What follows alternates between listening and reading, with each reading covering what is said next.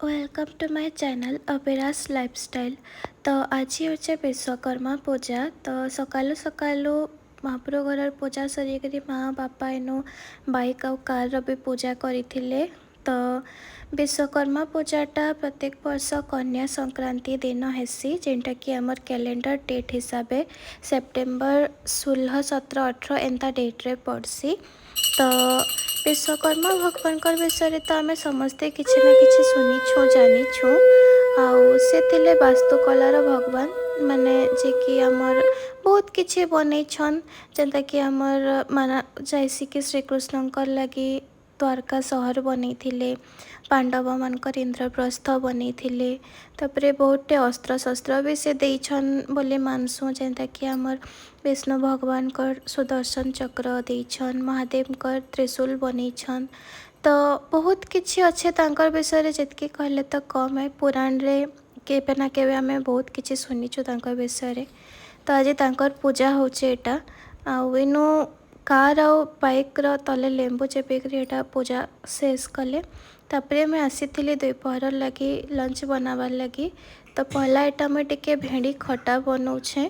तो पहला भेड़ी के भाजिक अलगा रखी देती, आउ पातल घटा के अलगा सतली करी से सोरसो बटा टिके देई करी तापरे भेड़ी पकईकरी मोर भेड़ी खटा रेडी हो जाइथिला। और साइड्रे मुझे डालमा बनावा लगे टिके प्रिपरेशन करी। तो डालमा रे पकावा लगे मसला सुखा मसला बनई, जीरा, पानमहुरी, सुखा मिर्चा, इलाची, लवंग, दालचीनी सबू के हल्का गरम करी तार टिके ताके दरदरा गुण बनई। आ डालमा फुटला पर ऊपर नड़िया कोरा आउ तापरे एटा मैं भात टिके जीरा मेसिंगा पतर सब एटा परछी करी इलाची दालचीनी सब परछी करी बसाऊे। एथिरे टिके काजू बादाम भी मैं ऐड करी। तो सबके भल से भाजी देला परे चाउल के आगु मैं धोई देकर रखी थी इनु। तो चाउल के भी गोटे मिनिट लगे हल्का टिके भाजबार अच्छे। आउ जेतकी चाउल तार डबल परिमाण पानी देकरी ताके ढापी देकरी कम आँचरे फुटबार लगे छाड़ीदेमा। तो इथिरे भात सुंदर होकर बनसी। आउ भात है पर साइड्रे एटा टिके आलू चिटका बनई। तो यहाँ भी सिंपल प्याज आउ कच्चा मिर्चा भाजी देकरी सिझाला आलू नून एटा देकरी मोर आलू चिटका हो जाइथिला। तार संगे टिके बैगन चिप्स। तो एतकी भात डालमा भेड़ी खट्टा आलू चिटका बैगन चिप्स एतकी रे मोर लंच रेडी हो गला। आउ सैलेड टिके साइड्रे मूला रखी थी मैं इनु काटिकरी।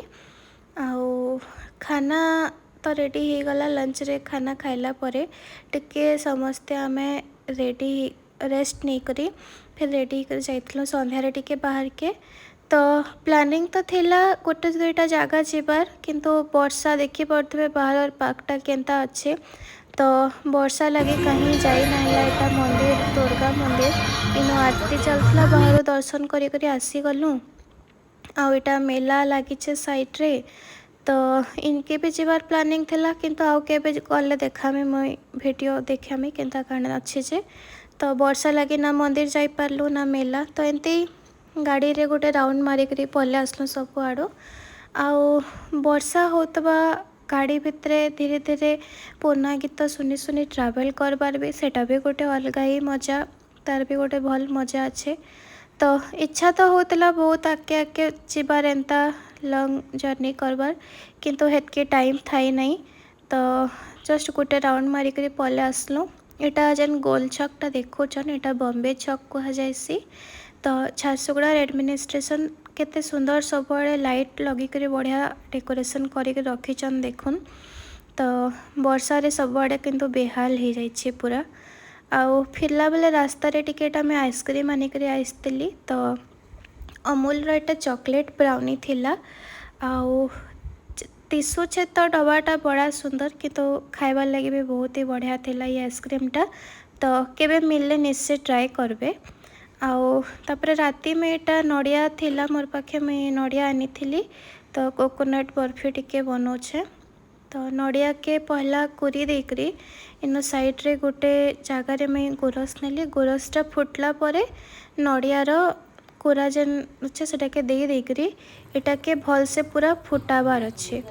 आउ घाटी घाटी टिके रेडियो सला परे इठाने मैं ऐड करी माने चीनी रस बनै देइथिली आगरू आउ टिके केसर भी पकईछे मुई इनो आउ एटा के सब हला परे तार ऊपर टिके फ्रेश सर भी मुई पकईथिली माने मलाई रे गोटे फ्लेवर टे आइबा बोली आ भल से पूरा सुखा हे गलान देखुन एटा घाटी घाटी तापरे गोटे थाली रे हल्का टिके बाकी तेल दे देकरी तले मुई मोर बर्फीटा जमबार लगी इनु छाड़ीदेली तो देखुन आउ इ तार ऊपर टिके डेकोरेट करबार लगी आउ टिके टेस्ट के बढ़ाबार लगी टिके बादाम आउ काजू के हल्का भाजी देकरी ताके पूरा मीनू पाउडर बनै देइथिली आउ भल से पाउडर बनाला परे ताके मुई मोर बर्फीर ऊपर पकईदेमी।